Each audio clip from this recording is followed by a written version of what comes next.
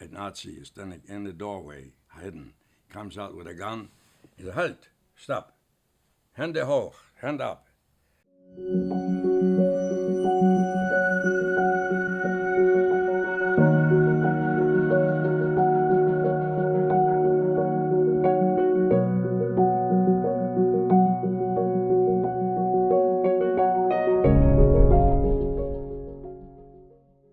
My name is Kahn, Joseph Kahn, and I was born in Poland. I was born in 1922, which makes me now 92 years old. I may not look it, but I feel it. My hometown was a predominantly Jewish. I went to predominantly Orthodox Jewish schools, and then it was yeshiva afterwards. The school, the Orthodox school that I started as a child, had from 1 to 12 classes, and you passed your grades as the years came by.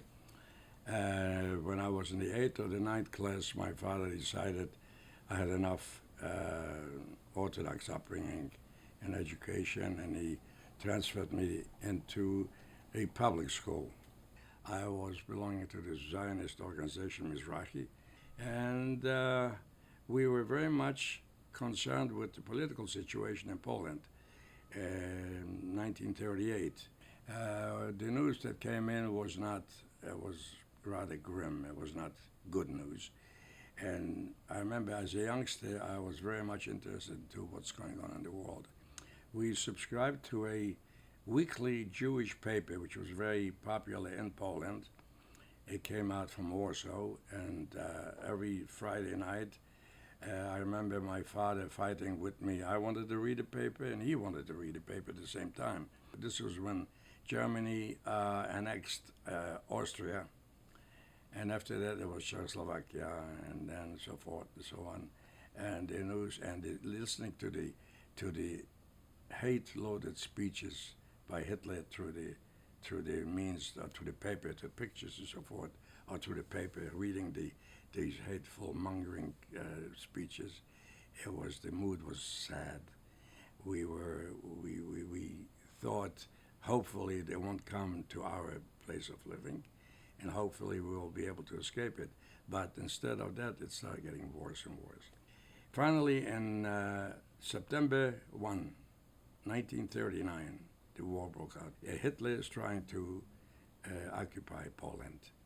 And living where I was born and raised, which was not far from the German border, was about 15, 20 kilometers. And this was sort of the main thoroughfare, the street.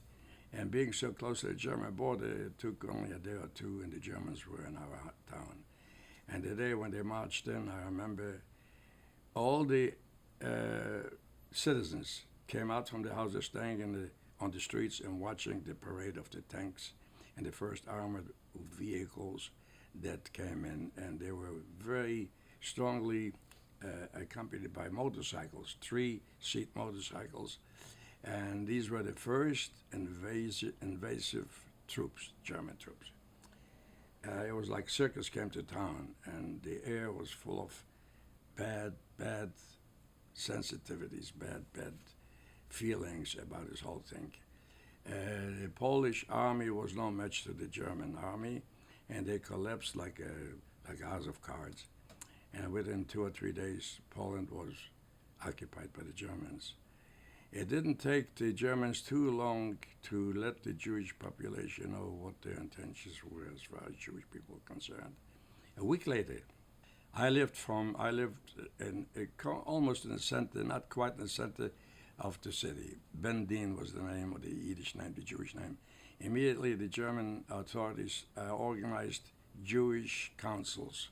It was called the Judenrat, and they have assigned them all the dirty work. They issued different laws by publicizing in big placards and big signs, and it was the Jewish community. They had to see to it that the population adheres to all these laws. A week after the Germans were in town, they surrounded the whole area, and there was a big meeting in the synagogue. All the Jews were packed in the synagogue, and they incinerated it, they put it on fire, and we could see it from our windows, the fire of the synagogue. Of course, everybody was scared to death, literally. We were trying to hide, stay away from the street, not being outside. And we were afraid to even walk out of the house. After being there Saturday and Sunday cooped up, I couldn't take the confinement anymore, and I snuck out from the house. My father didn't let me, but I managed to get out and get near the synagogue, and all we saw is ruins and burnt, charred bodies.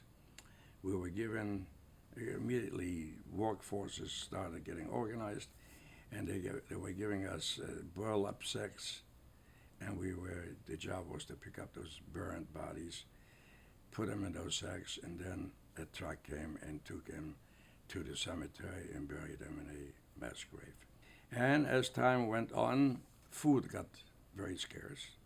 Stores didn't have any supplies. People were afraid to go out. But you had to eat. You had to live.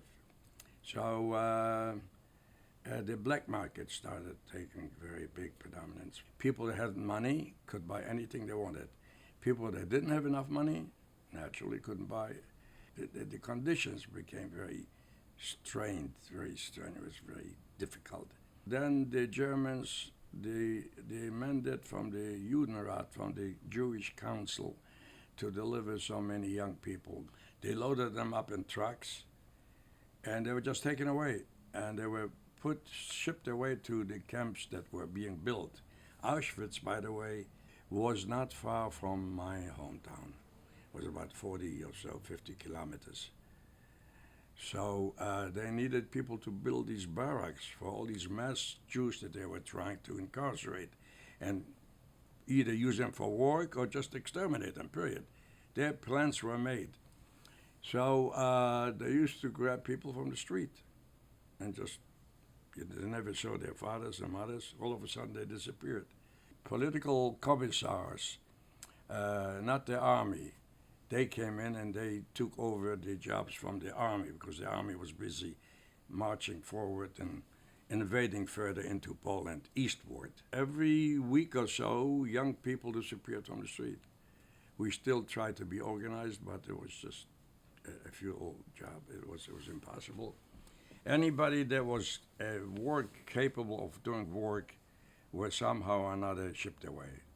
So this factory, which happened to have been on the same street as we lived, was this factory of shoes, a shoe factory actually. When the Germans came in and they took it over, it was too good for them to liquidate it and so forth. They needed a shoe factory too for there. And my father got the position there as a top shoemaker, and he got me in there. I was 17 years old. I was 18, going into 18, and I got a job there. By us having worked there, we got these cards that accepted us from being shipped away. So anytime there was a raid or the Jewish council had to deliver 200 people to the Germans within a certain date, we were exempted. Having this card, not only this entitled us to a ration of food. Food started getting rationed. So without a card, you couldn't get bread, you couldn't get potatoes, and so forth. This was in 1939. 1940, there was the Jewish Council had their own militia.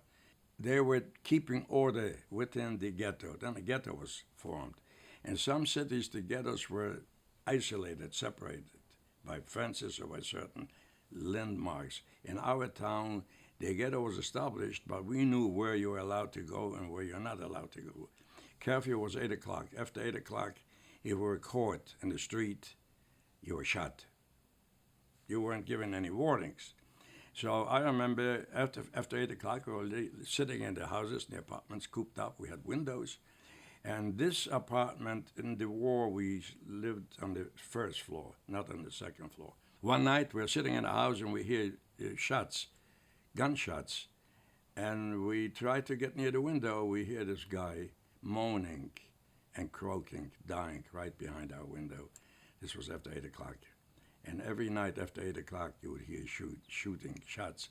So naturally, you wouldn't dare walking out. One time I was a daredevil. I was only 18 years old and I couldn't be confined. I was very active and so forth. I went to visit somebody down the street, straight.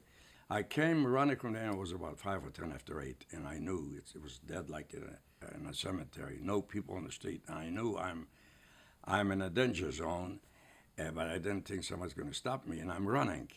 And about a half a block, as far as from, half a block down the street, a guy, a Nazi, is standing in the doorway, hidden, comes out with a gun.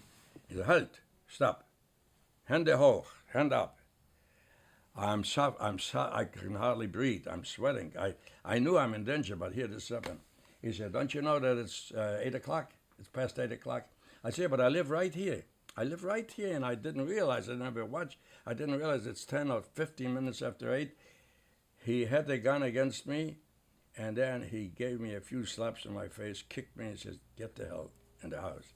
And he saw me, he watched me, and he could see how I ran into the house. I was this much away from being shot, where every night we heard shots. The Jewish Council was demanded every week or so by the end of the month to deliver so many young working people to some point where they were selected, and they were thrown on trucks and taken away to camps. Nobody ever came back from there, but they were not concentration camps yet. They were called the work camps. Sooner or later, you would hear somehow that so-and-so was shipped away to this camp, to that camp. But then, as time went on, things were getting tougher and tougher. The German political arm, besides the army, they took over the management of the town, and they took over the big businesses. They kept the owners, the original owners, for a while to introduce them to all this here, and then they shipped them away. 1942, there was a big selection. Big notices and acknowledgments were spread that all the Jews have to report to this football field. Everybody had to be reporting on such and such date. They bring nothing else but your names and your Ausweis, your ID cards. ID card or not ID card, every Jew in town, young, old, sick, men, women, had to report to that point. Well, when we woke up in the morning, it was a sunny day, and it looked like a whole town is moving. Young, old, women, sick people, all marching towards that thing. This election took 2.5 days. Thousands, I was referring to that during the war, before the war was 39,000 Jews in the ghetto. During the war, it became to about 48,000 people, Jewish people. These were the people from the outlying surrounding little towns and villages. They were all just pushed out from their homes and squeezed into the ghetto. The living quarters became very tight and all this. I remember a cousin of mine and myself, people were where they were sitting on the grass, on the ground of the football field. No food, nothing. It was a fall day. It was in the fall, I remember. And at night, it started raining, pouring, to add insult to injury, to stay there all day long with sick people, kids, infants, grown-ups, sit there and wait to be getting to the line to be selected. At the edge of the field, there were these SS people, high functionaries in the SS, and they were just selecting to the left, to the right, and there were trucks lined up. Those to the left were hauled away. And where were they sent to? Auschwitz. That was the closest one. It was raining so bad at night, we got soaking wet. A cousin of mine, we were trying to get to near the fence. There was fences around it. And we thought maybe we can escape through the fence. When we came back close to the fence, we saw the machine gun guys outside with dogs. There was just no chance for anybody to get too close to the fence. Somehow we made it to the front lines by the mid of the next day. And because of our ID cards being employed by the German government, the shoe factory belonged to the German government now. It didn't belong anymore to any Jewish. We were exempted and we were let go, my whole family. My family consisted of me, myself. I was the oldest, a brother, younger brother, and a younger sister, and my father and mother. We came back home, and there was not one apartment that people wouldn't scream their lungs up, and they wouldn't cry because one or two people from their family were taken away. They were taken away. After 2 or 3 days, the selection was over. Everybody was dismissed, go to their homes without a father, without a mother, without a brother, without a sister, and so forth. We were the lucky ones, few of the lucky ones. So this went on again and again up until the end of 1942. At the end of 1942, rumors getting around that they're looking for me. So we decided I'll go in hiding. So where was I going to hiding? An uncle of mine, by the way, the house we lived in, there were a lot of my families living in the house. It belonged to my grandfather. My uncle lived in downstairs, a first floor apartment, and the bedroom, if you can call it bedroom, the bedroom had a bed, and underneath the bed there was a trapdoor. And so in order to get down there, you could not stand up because it was only about 2 or 3 foot tall. It was a storage cellar for coals. There was another entrance to it from the hallway, but the hallway would be very easy to get in for the Germans. But this year we figured nobody would ever guess that there's somebody's buried down there. The whole family of ours went down there, moved the bed, picked up the trapdoor, went downstairs, and stayed there a day and a night. Some of our neighbors and their relatives brought us food. And those Jewish militia were casting the house, standing outside and waiting for me to come or go.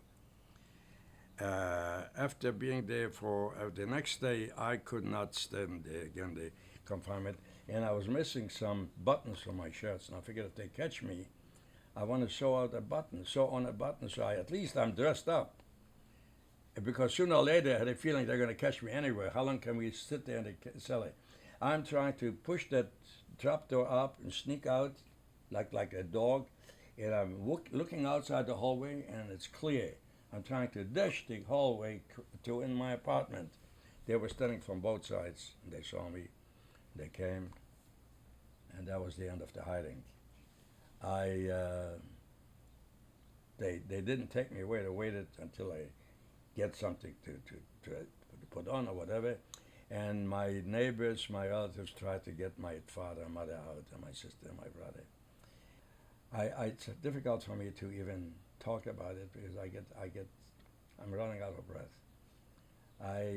My mother came over and she cried. She couldn't say anything. My father said these were the last words my father was telling me. I can understand the situation, my son. I know what's going on. How am I going to live with your mother without you being home? And this was the last words he said to me, and they grabbed me and they put me outside. There was a truck, an open truck. They put me on the truck. As the truck started moving, my sister was busy with something, and she came running. She didn't say goodbye to me. With her arms stretched out, and she says, Yossel, my Jewish name. After the truck turned around the corner, this is the last time I saw my sister running with her hands stretched out. She wanted to say goodbye to me. Every time I think of that picture, it'll stay with me till the end of my days, but I get choked up.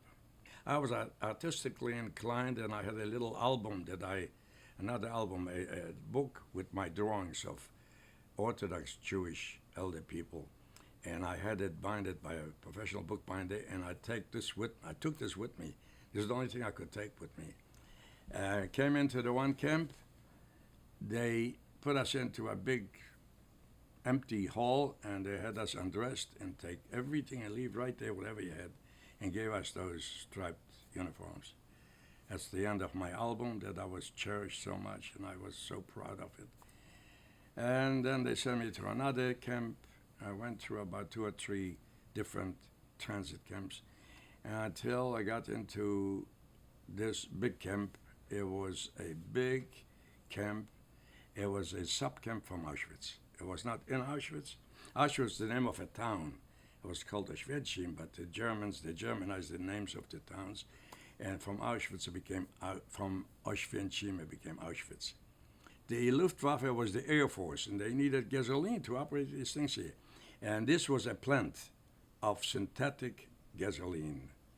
It had all kinds of prisoners, war prisoners, English prisoners that were caught on their march to westward to occupy Poland and so forth. They had Canadian soldiers. They had, but they also mainly Jewish. Naturally, we were cut off from our families. We were all on our own. All our possessions were taken away.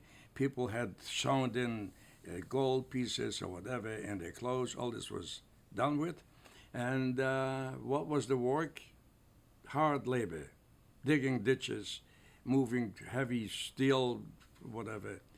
I particularly had very lucky stay in this particular camp. We were marched from the camp to the Baustelle, to the plant, and this was about a couple miles. We had to get up 6 o'clock in the morning. We were counted, and counting took an hour, and they were very particular. Germans were very methodical in their keeping their order. And besides, they did not lose us. They didn't want to lose us. They got us concentrated in these camps, and we were constituting the biggest workforce that they can depend on. The only two young people, they didn't take old people. The older people were immediately shipped away and exterminated. This camp, I had very good in this camp because I was a piccolo. I was his errand boy. He sent me different things. He sent me here, there. One time, I told him that I was an artist at home.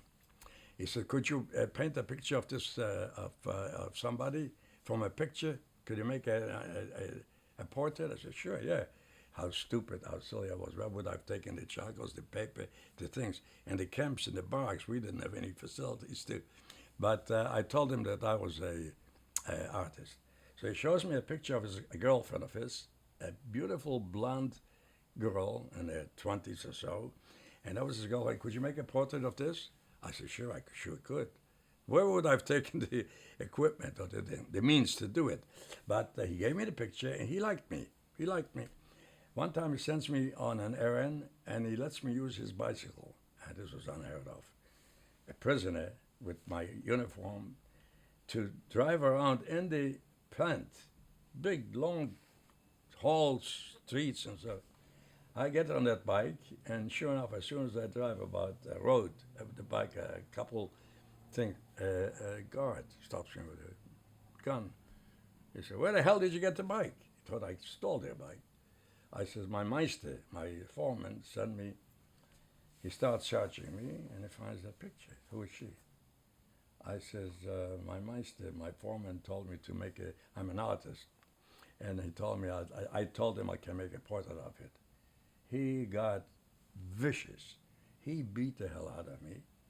And this was a clear case of espionage. Spying. How would I, without any means, where did this picture get to me? Where did I get it? And all my alibis didn't hold water.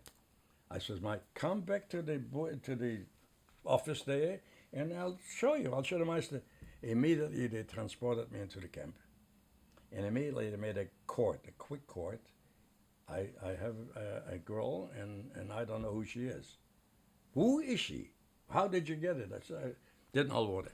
Then the Judenälteste, the Jewish capo, the Jewish head of the camp, he didn't go out to work. But he was the one that was helping and counting and everything else. He came over to me and says, "Tell the truth and nothing will happen to you." He slapped me in the face a couple times. "Tell the truth." I said, "This is the honest truth. I couldn't get through with this picture from home." But the meister, the foreman, he is the one that gave it to me. They let me go.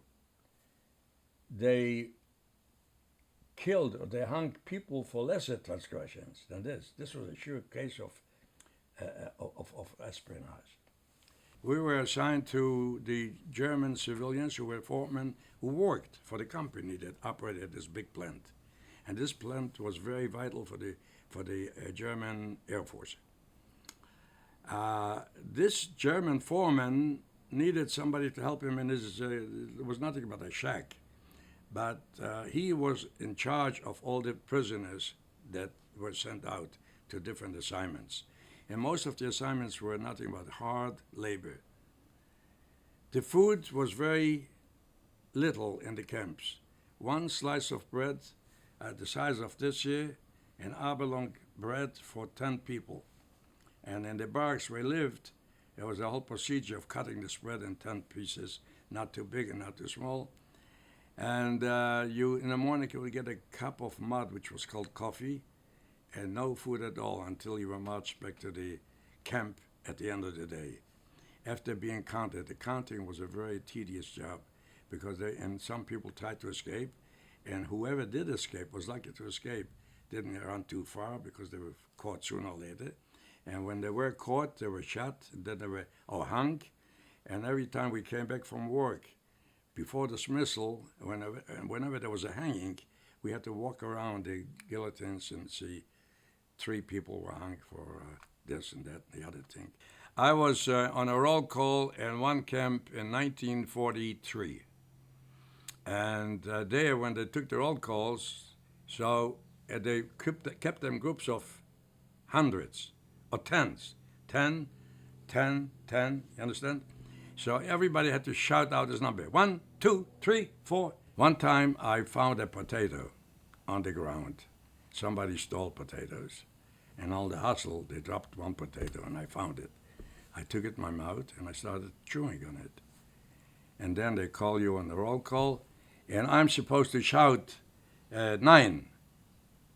And I had a mouthful of the guy came over to me, open up your mouth.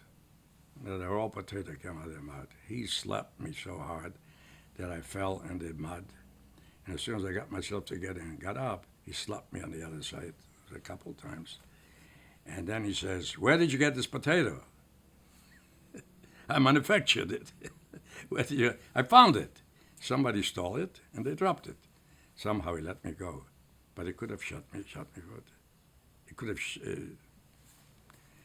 I stole the potato. I didn't bring it from Bendine with me. In 1944, they started, the English Air Force started bombing this thing, this camp, the whole camp. It was a very vital camp for the war machinery, and they were determined to bomb it and liquidate it. Every time when the sirens went on, we did not have any right to go into the bunkers, but they were built bunkers, concrete bunkers for the Germans, for the guards to get in there whenever. The inmates, the Jewish inmates, were left free. If the bombs fell on you, so that saved them gas, And I remember one time a plane was right about, I could almost feel it. It was about me. I was running towards an open field, and the plane was like he followed me. And then a bomb fell not far from me, and the impact from the ground, from the hall, buried me halfway. And after it was gone, the plane was over, I dug myself out and came back to the camp. I would have been within feet away from a bomb that it would have been hit. Anyway, so when they started bombing the camp, we had no right, as I said before. One time, I somehow snuck into one of those big bunkers, and those bunkers were built also by the prisoners. One time, I snuck into one of these bunkers, and a live bomb actually hit that bunker. And I'll never forget this. Every time it thunders, I start shaking. One time, they were bombing the camp, and there were electrical wires. Buildings were knocked down here, there. 2 prisoners on the march way home went over to the side and cut off some of these wires using for shoelaces. The shoes we had were wooden bottoms and cloth on top, and they were mostly torn. And in the wintertime, when it's summertime, that's how you walked around. And naturally, you had no shoelaces.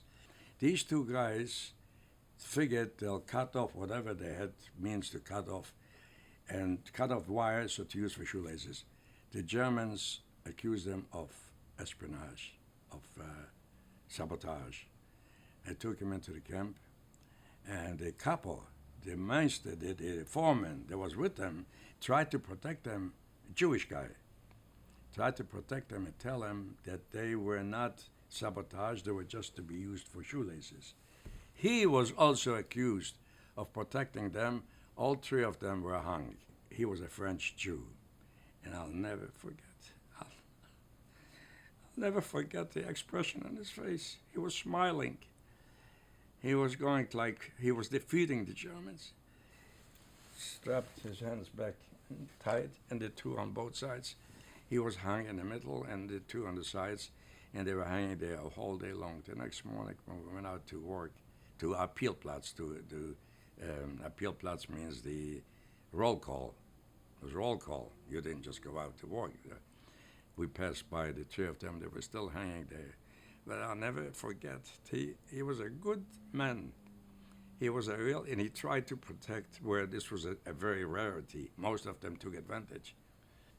The Russian army is closing in, closer to the camp, and the Germans are determined not to leave any camps, and not leave any camps to fall into foreign hands. So they tried to evacuate them. And the orders were to evacuate us to the Tyrol Mountains westward, and there at the mountain areas to shoot all of the prisoners of ours, so that we are not survived witnesses to what has happened. January the 20th, and there were some versions that happened January 21st. I wrote a paper, a big long paper on this here, and I quoted January the 19th, but it was either 19, 20, 21. The camp was liquidated without any previous notices. All of a sudden, get up in the morning, and we are marched, counted, and out on the road. And we did not go to work. This was the beginning of the death march. Lasted about 9 or 10 days. We started out 2,000 strong.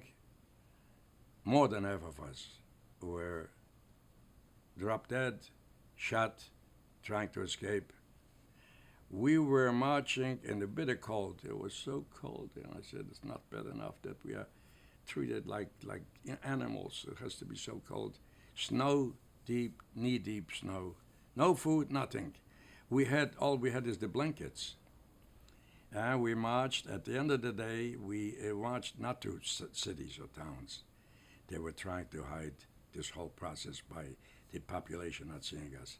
They couldn't help us still seeing us because we weren't in the desert. We still walked through small villages. And at night, they put us up in barns. It was hay, straw, whatever. And we spend the night over there. The next morning, 6 o'clock, they woke us up. On both sides of the march, thousands marching. There were machine guns, SS men with machine guns, and dogs. You couldn't run too far away. And if you did far away, by the way, they started tattooing at the end of 43. And I was the 33rd in line. Why 33? They started with 1 up into 200,000. 1, 2, 3, 100,000, 10,000, 200,000. It was too many digits. They started back with A1, Serious A. My brother was in that same camp, but then we were separated, and then we were together. He has 5 digits, up to 200,000. After I got somewhere in line, or the day they started turning over to A, Serious A, I was the 33rd in line. I have a cousin who lives in Jerusalem in Israel. He's A14. I'm A33. That's the reason for my short number. We were housed in the barns overnight. The next day they went around with bayonets and pushed through the hay stacks to see if some prisoners didn't try to stay back, and some of them did try. But again, they couldn't escape too far. And this march lasted 9 days. You were here in the back, and then you were in the front. I was marching with a cousin of mine. And he says, Joe, why don't we keep backing up, and at the end, we'll escape. We'll find it. So we tried to slow down, not marching with the same pace. And as we come in the back, we see these trucks picking up all the people that were shot. We couldn't walk anymore, dropping them. So we changed our mind, and we kept marching.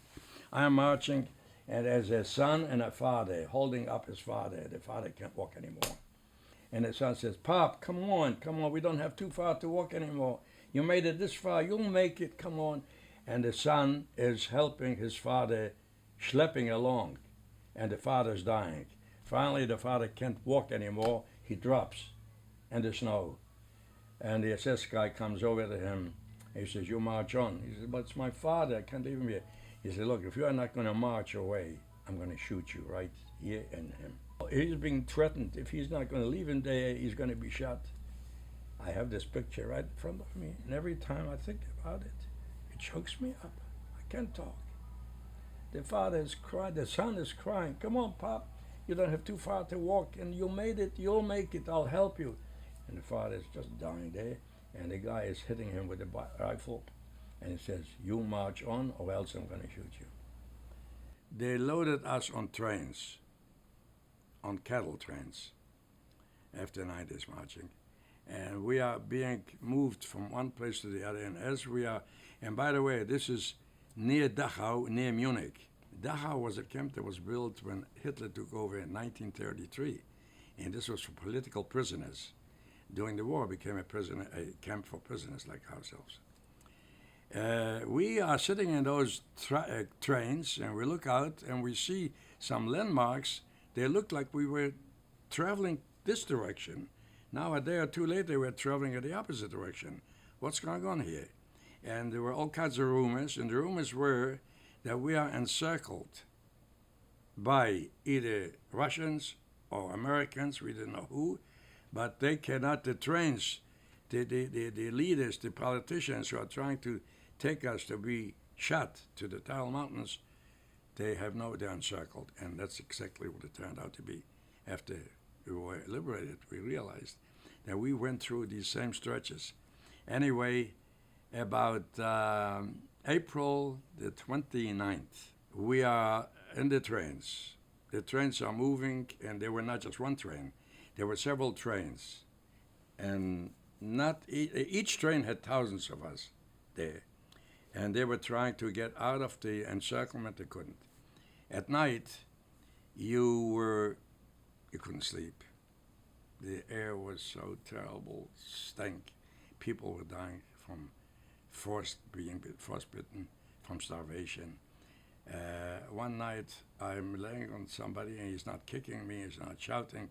The next day I woke up, he was dead. I was laying on a dead person. That's why he didn't push me. That's why he didn't kick me. One night, a guard came in, and he took his rifle and was hitting everybody for being disorderly, for making a lot of doing. And I got hit in the arm, and I couldn't move my arm for days. Couldn't move my arm. And then I walked around, but anyway. The 29th, we see a hillside road, and we see Red Cross small trucks being parked. Something looked suspicious. Some orders came that each wagon should assign 3 or 4 people and walk to the front of the train, and they're giving out packages. All of a sudden, the Red Cross is giving out packages. There was a box about this big, and the box contained a soap, a pack of cigarettes, a can of canned meat, and other some things. And we were just absolutely it was unbelievable. After being starved for weeks and 9 days, marching a death march without any food, all of a sudden we get these packages. What's happening? Is the war over yet? Are they losing the war, the Germans? And then all of a sudden the German guards started getting to be very soft with us, not hitting us, not beating us up, something was unbelievable. You couldn't believe it. After being 2.5 years in a hell, all of a sudden you get a package. Well, immediately it was like dealing, trading. There were smokers, people that smoked, and they gave away the piece of bread for cigarettes. They traded. They gave, you got a package, I got a package. I'll give you my bread or my soap. Give me the pack of cigarettes. I said the cigarettes I'll save for my father. I was a smoker, by the way, but no cigarette. The cigarettes I'll save for my father. Soap I'll save for my sister. There was no father alive. There was no sister alive. We were just dreaming. Anyway, about April the 29th, The doors are pried open. There was no German guards. And there's a soldier shooting in the air. I didn't know whether he was English or he was American. It turned out to have been American. A soldier shooting in the air, and everybody is running out. Those that could still run. I could not walk. I was laying among the dead people in the car. What happened to the dead people? Every morning they were thrown out, put in a truck, and shipped away. During the march, somehow or another, I made to the edge of the doors, and there was no steps, and no ladders, and and I just forced myself, and I dropped to the ground. I dropped to the ground. I was laying there for hours, and all of a sudden, the Red Cross jeeps come around, Americans, and they pick up the people that were still alive. Those that were able-bodied, they were running to the villages nearby, and they caught whatever they could get a hold of, like sheep, goats, cats, dogs, and they burned them on a fire and tried to eat them. And a lot of these people, prisoners, died from overeating. So after about a day or so, they put us in a school, and overnight, who could sleep? And one would say to the other strangers, "Could you believe we are free? We are liberated. We can go wherever we want to. Where would you go if you could? And what's going to be? What happened to the Germans?" The next day were lines, and all of a sudden I got outside there lines of people, hundreds of people here, hundreds of people here. One people was the Germans, and the other line was prisoners of war, people that were just liberated. I was standing in the line. I make myself to stay in the line, and it's May the 1st or May the 2nd, and it was bitter cold, and I faint. I drop on the floor in the mud, and I'm laying there. A German woman walks out from her line, picks me up, takes me to her house not far from there where the line was, and puts me in a bed. It's the first time after 3 years I'm laying in a bed.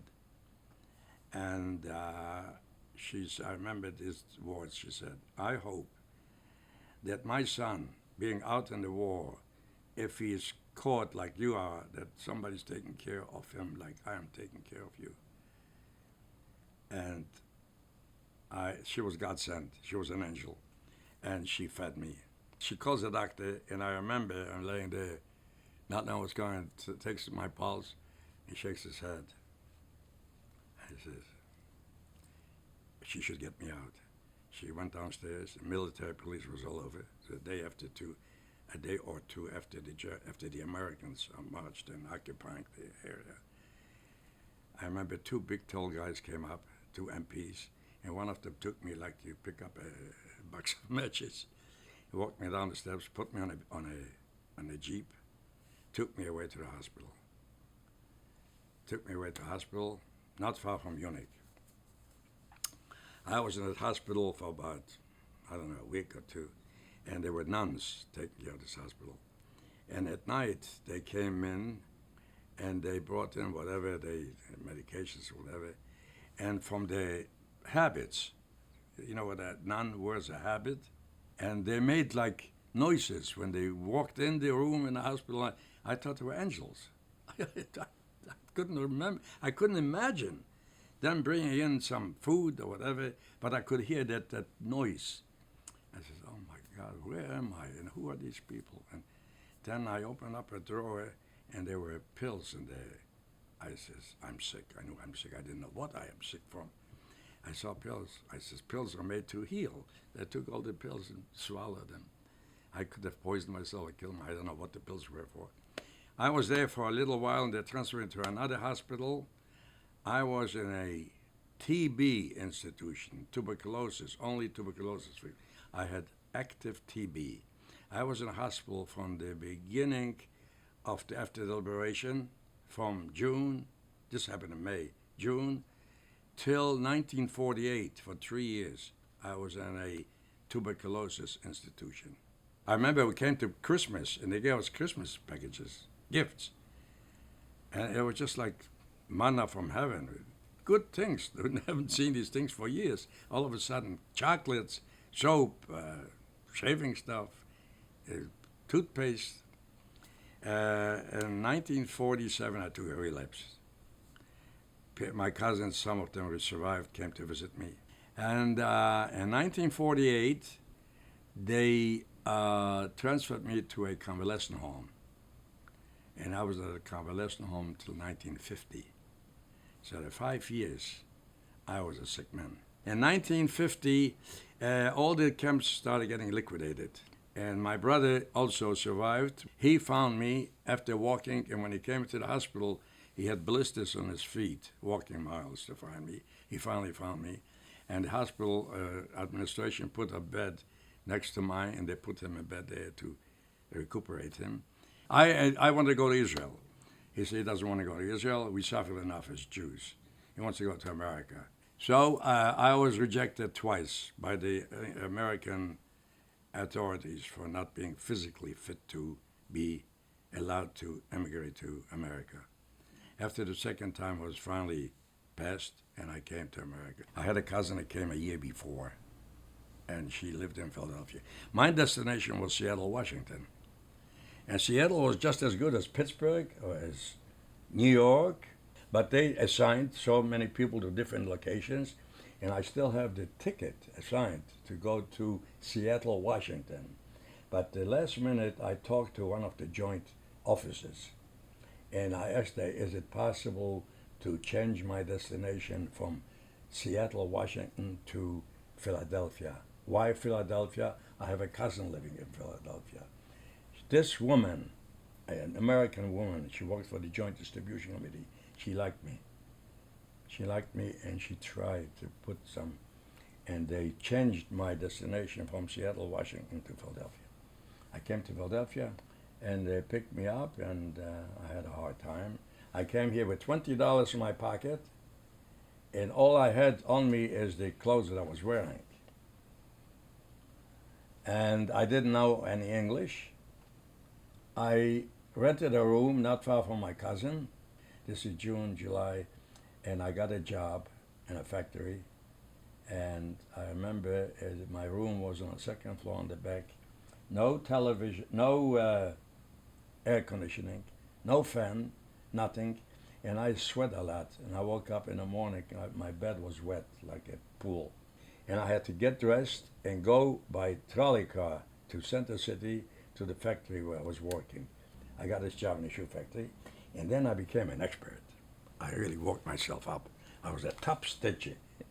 Top stitcher meant, besides the linings and the backs and the fronts, I was stitching the top, which you had to be a very expert operator. I work in this shoe factory, and I make $35 a week. By that time, I met my future wife, and she was a bookkeeper. She worked as well. Anyway, we decided to get married, and we're getting married in 1953. I only came in 1950. One time, it got slow, so everybody gets laid off. It comes to me, Yossel, you stay off. Go back where you come from. He didn't just stay off. He didn't just say, stay out. But you go back where you came from. This was like taking a knife and stabbing me. I told him, Herman, I'm not coming back. He called me, and he finally gave up on me. And if he didn't tell me that night, you go back where you came from, I would have still stayed there. I went to work, later on I went to farmers markets, because besides working in that shop, I went to Gretz College right after I came, and I got a diploma, and I was teaching Hebrew school in one of the synagogues. I had a rich Hebrew background. In 1959, I couldn't do this, that, and the other thing. I gave up my teaching, gave up everything else, and I bought a luncheonette in Center City, and I was there for 25 years. Worked hard work, but I liked the business. And in 1983, from 1959 to 83, then I went to work at another place selling neck braces, back braces, walkers, canes, and so forth, and worked there for 10 years. I liked it. Give me something to do. They didn't pay all much, but in 1993 is when they let me go. I worked there from 83 to 93, ever since I'm retired. So what was the climate like when you were a young man, 17 years old? What did everyone anticipate would happen? We couldn't possibly anticipate or expect things like this to happen. It was just out of the clear sky, such shocking events taking place day after day. You don't know what to do. You're hungry. You don't have enough. You can't move. You are uh, bound into stay in a house after 8 o'clock. At the age of 17, before that you were a free man. It wasn't the greatest conditions that we know today, but we lived a normal life. We had rich family, big families, rich companionship, close bond companionship, lived near each other, spent mostly at the same time. Of course, there were jealousies, there was fights among families, which is a normal thing. But for the most part of it, it was closely knit families, and it was Jewishly oriented. I mean, vibrant community that did a lot of for Judaism, for Jewish studies, for history, and so forth and so on. All of a sudden, you're deprived of it, and then you have to fight for your life to be able to get up next day and breathe. And came to a point where you wished you were dead. What did you do to make you survive? Didn't do nothing. It was sheer luck. Nothing you could have done to outwit anybody else, because all the things, they were just as smart as you were. And there was no means and ways. This book, The Rescuers, describes in detail all the things, how non-Jewish people risked their lives. Not only this, they had to keep it secretly before their neighbors. When people tried to escape, what was their plan once they got out of the camp? What did they think they would You were trying to escape to save your life, like a rat is trying to, without knowing. You didn't have any plans. There were undergrounds. There were the partisans. They had plans. They did a lot of damage to the war machine in Germany and Europe, and eventually they were liquidated too. And a lot of them did survive. Do you still believe in God? Tough one. Were you religious before? Yes. Do you still believe in God? Believe in God now? Do you hate the Germans? Tough question. I wouldn't have any qualms or any problems with the present generation, but their grandfathers. Where were they in 1943? How can they say they didn't know what was going on? Where the camps were, they were not exactly in center cities, but there were transports being shipped here and there. How could they claim that they never knew that there were concentration camps? How could this have happened? To be so oblivious to what had happened? Do you think that the Holocaust could happen again? Definitely. Hatred, religious hatred, bigotry. It's happening. So You don't have to look too far. Can it happen now? Definitely you. So, yes. There's a lot of good questions. These youngsters that ask these questions, they deserve credit. Do you understand?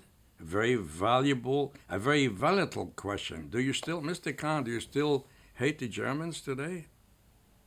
Or are you still religious? Come from an Orthodox family. I go to synagogue every Saturday, but I'm not strictly religious. I don't observe as much as when I was a kid, but this had nothing to do with the Holocaust. This is a disease that humanity is obsessed with. It's a disease, hatred.